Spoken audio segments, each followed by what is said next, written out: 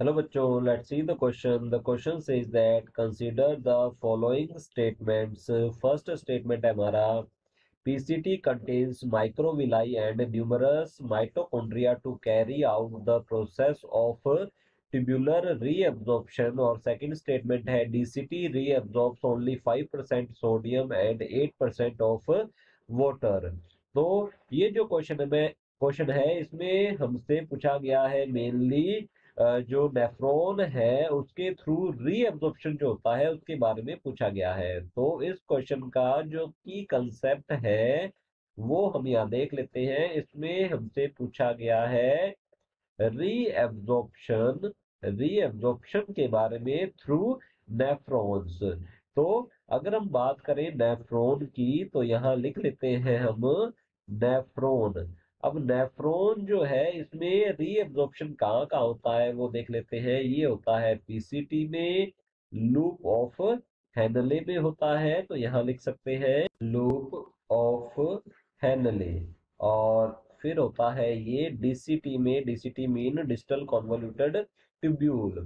तो अब यहाँ पर जो फर्स्ट स्टेटमेंट दे रखा है हमारे पास, PCT contains microvilli and numerous mitochondria to carry out the process of tubular reabsorption. तो पीसीटी जो है इसकी जो एपिथेलियम होती है वो होती है ब्रश बॉर्डर्ड। तो यहाँ हम लिखेंगे ये है ब्रश बॉर्डर्ड एपिथेलियम होती है, जिससे कि इसका जो रीअब्जॉर्प्शन का सरफेस है वो इंक्रीज हो जाता है। ये ब्रश बॉर्डर्ड क्यों है? क्योंकि इसकी एपिथेलियम पर जो विलाइज होते हैं, माइक्रोविलाई है, वो मिलते हैं, जिस कारण इसकी जो एपिथेलियम है वो ब्रश बॉर्डर्ड एपिथेलियम जैसी लगती है।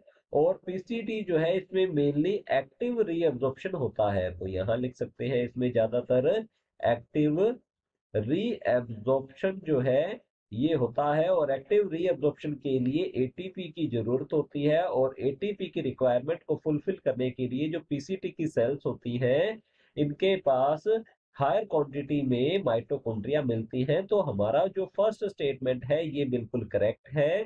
सेकंड स्टेटमेंट है, DCT reabsorbs only 5% sodium and 8% of water.